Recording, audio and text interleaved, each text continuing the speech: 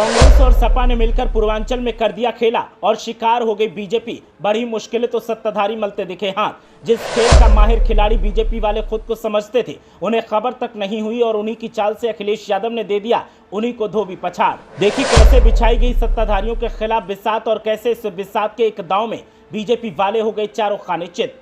Film Manjhi the mountain man का एक dialogue है कि तेरे को क्या लगता था लौटेंगे नहीं, गलत। जब तक तोड़ेंगे नहीं तब तक छोड़ेंगे नहीं।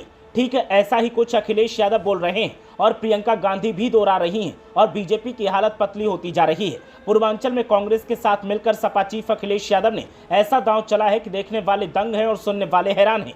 सियासी जानकारों को अपनी आंखों और कानों पर यकीन नहीं हो रहा है और तो और सब के सब बीजेपी वाले इस बात से परेशान है कि अगर पूर्वांचल हाथ से निकला तो फिर दिल्ली का रास्ता तय करना थोड़ा मुश्किल हो जाएगा। जिस तरह से सियासी बादल छट रहे हैं और समीकरण हर रोज बदल रहे हैं, उनसे एक नई सियासी फजा का संकेत मिल रहा है और एक नया सियासी गुल खिलने का संकेत सामने आ रहा है। लोकसभा चुनाव के बीच समाजवादी पार्टी और कांग्रेस ने भारतीय जनता पार्टी का खेल बिगाड़ने के लिए बड़ा ऐलान किया है। कांग्रेस के राष्ट्रीय अध्यक्ष मल्लिकार्जुन खड़गे ने अखिलेश यादव के संग प्रेस वार्ता में ऐलान किया है कि अगर इंडिया सरकार आई तो 5 नहीं 10 किलो राशन दिया जाएगा। साल 2017 के बाद से यूपी में बीजेपी ने जाति और धार्मिक समीकरणों से अलग अपने लिए एक खास वोट बैंक तैयार किया, जिसे लाभार्थी वोट बैंक कहा जाता है। माना जाता है कि इसका एक बड़ा हिस्सा पूर्वांचल में रहता है, जिससे सरकारी योजनाओं का जमकर लाभ मिला है। अब इस वोट बैंक में सेंध लगाने के लिए कांग्रेस के इस प्लान से बीजेपी सख्ते में है। पूर्वांचल में बीजेपी क्लीन स्वीप करने के मकसद से चुनावी मैदान में उतरी है। वहीं सपा और कांग्रेस का प्लान है कि बीजेपी के इस गढ़ में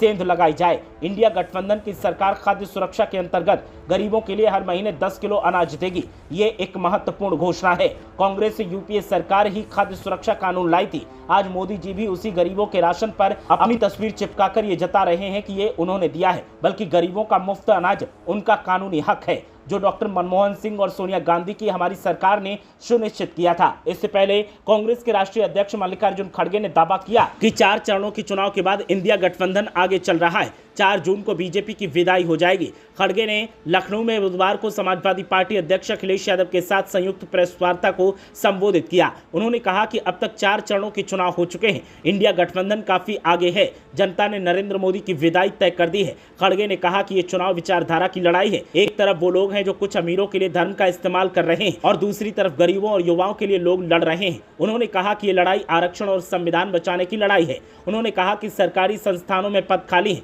लेकिन केंद्र सरकार उनको भरने के लिए राजी नहीं। हमारी सरकार बेरोजगारी और महंगाई के खिलाफ लड़ रही है। हम लोग अमीर और गरीब के अंतर को मिटाने के लिए लड़ रहे हैं। ये देश का भविष्य बनाने वाला चुनाव है। हमारी आगे की पीढ़ी को बचाने की लड़ाई है। आरक्षण लेने वाले थोड़े लोग हो सकते हैं, लेकिन देश के संविधान को बचाने के लिए हम सबको लड़ना चाहिए। उन्होंने कहा कि तानाशाही में लोगों के वोट का अधिकार भी सुरक्षित नहीं रहेगा। भाजपा लोगों को डराकर नामांकन दाखिल नहीं करने दे रही है। कांग्रेस अध्यक्ष ने कहा कि हम सत्ता में आने पर जातीय जनगणना करवाएंगे, इससे लोगों की सामाजिक आर्थिक स्थिति का अंदाजा लग सके। ये हम देश को कमजोर करने के लिए नहीं कर रहे हैं। उन्होंने कहा कि पीएम मोदी हमारे घोषणा पत्र के बारे में झूठ फैला रहे हैं। दूसरी ओर अखिलेश यादव ने कहा कि ये सरकार नौकरी नहीं देना चाहती है। नौकरी न देने से नौजवानों का 1/3 जीवन बर्बाद हो गया। किसान, नौजवान, व्यापारी बीजेपी की पुरानी कहानी सुन सुन के थक चुके हैं। सपा नेता ने कहा कि बुंदेलखंड के लोग भारतीय जनता पार्टी को खंड खंड कर देंगे। इंडिया गठबंधन उत्तर प्रदेश में 79 सीटें जीत रहा है और क्योटो में लड़ाई में है। अखिलेश ने कहा कि जन समर्थन इंडिया गठबंधन के लिए जनता में दिखाई दे रहा है। आने वाले समय में 140 करोड़ की जनता उनको 140 सीटों पर समेट देगी। ब्यूरो रिपोर्ट, मीडिया हलचल।